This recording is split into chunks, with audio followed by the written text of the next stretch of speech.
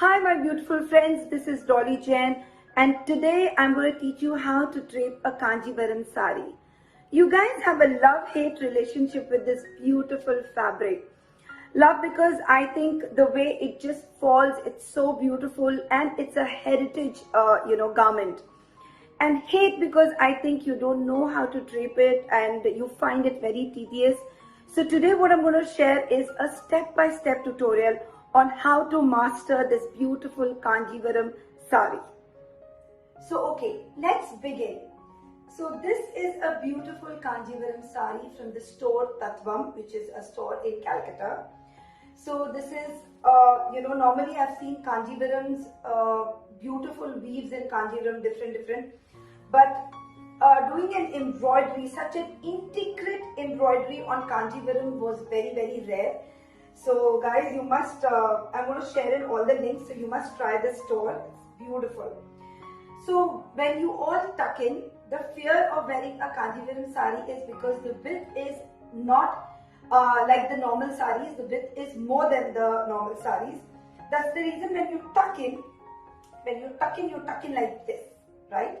So when you do that, what happens is you get a lot of bulge here, which makes you look fat from this side. So the technique to tuck in is just fold like this, measure your length and then tuck. Just see what I'm doing. So what I'm doing is this, I'm folding this sari, okay, and I'm bringing this here and I'm tucking. Look at this. After you fold it and then when you tuck the sari, what happens is the tucking is very neat. So I'm just going to follow the same process and tuck the whole thing from behind also. So in the meantime, let me introduce you to the model who is standing. She's my daughter.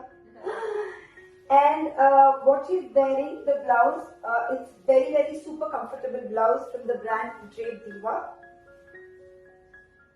And yes, the D-coat, the petticoat that she was wearing is, you can see how comfortable it is. It is cotton. I've already shared all the links, but I'm still going to share it again for all of you. So this is my first tuck and here is my second tuck, okay?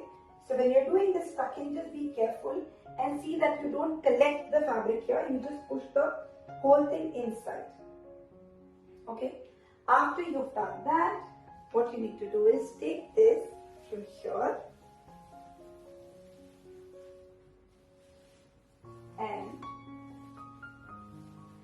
just tuck a little part of the fabric so that you don't have too much fabric to handle when you're making your palla pleats. And you start making your palla pleats. That's the shoulder pleats. Now how do you make your shoulder pleats? When you're buying a sari, just remember not to buy too broad, a bordered sari, because it becomes very difficult for you to adjust that on your shoulders. So I think this is a perfect, narrow border sari. So you just need to take this and make pleats according to your borders. So take this and throw and hold technique. If you have any other pattern that you've been doing it for years and you have a practice, please go ahead and do that. There's no harm. The only thing is the pleats should fall perfect. So just take this and rest this on your shoulders, make more pleats and rest the whole thing on your shoulders. I've already done that to save. Did I hit you? Yeah. Oh. So I broke a tooth. Oh, she broke her tooth. Imagine. So after you've done this, you've just added a pin here, resting the entire pleats on the shoulders. To iron a Kanjivaram sari after you've draped it, use a hair straightener, set it to 180 degree.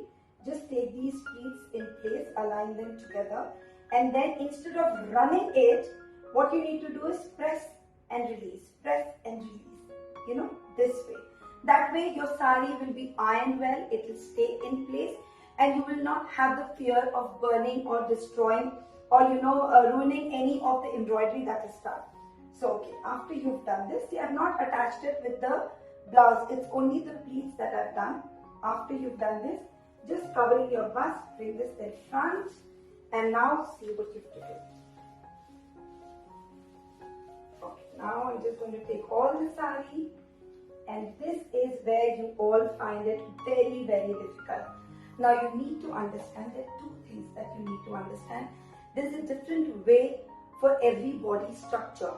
Now what she wants to wear a Kanjivaram sari, but the drape for her and the drape for a female who is maybe 5'6" or 5'9" will be completely different. It will fall differently than what is falling on her. But on an average, if I take the Indians' height, I think they are, the females are 5'2", 5'3" around, and with inch or two heels, 5'4", okay. So I think for them, there's a different way you drape it here. So just, just see this video till the end, because otherwise you will not be able to actually correct yourself where you're going wrong. Okay, you just need to take this, okay, and bring it down. From your navel, just don't pull this up here, guys, okay. Your navel should not be covered from here. What you need to do is bring this down and pull this like this and add a pin here, okay. Now the pin has to be with all the three things. Your first garment, that's your D-coat. Your second, that's the base of the sari. And the third, which is the one that's crossing below. Okay. Then you start making your pleats. Okay. Now let me just make my pleats. And this is how I make my pleats. So in Kanjivaram, because it's a pure fabric, you don't need to make very, very broad pleats. Try and make like, I think this is what, 4.5 inches pleat. So you can just go ahead and make that measurement. And after you've done this, just take the whole sari and like this and dust. See, the moment you dust, you've got all the pleats in place. Look at it. If you have this pure fabric in your hand, and once you get the hang of wearing it, trust me guys, this is such a beautiful investment. I think you should go and check with your granny. She must be having some beautiful Kanjivaram saris. So that's the reason I keep telling people this is not an expenditure, this is an investment which you can actually pass it on to your generation. Okay, coming back to the drape. So you just need to take this part of the fabric and tuck it right below your navel, okay? And then what you need to do is pull the other fabric. I mean, the fabric which is here. So pull that a little up and tuck the whole thing inside. Like this, okay? You're just going to tuck the whole thing inside properly. Look at me, like this, right? Now I'm going to show you what is the difference. Now, when you've done this, you just need to adjust this. Now, this part of the fabric, since her height is not 5'6" or 5'7", so she will have a problem if I keep the border like this. She will always have this extra fabric because of the width of the sari. So how you need to correct that is just take this width from here. Look at this, guys, what I'm doing. Take this width from here, just fold that width part here and just push it inside. See, look at the way I'm doing it. I've just folded the entire thing and I'm just pushing it inside. Okay, after you've done that, you have, okay. After you've done that, just take this, okay, and what you need to do is push this as much as you can and attach a pin here. And just let the whole thing be like this. I hope you all can see this. It's so clean and neat because for a female who's tall, you will get this border in place and you will get the entire width. Because of the width of the sari, you will get the border and everything in place. But for short females, this will be a problem and you will never be able to adjust this side of the sari. This side of the sari.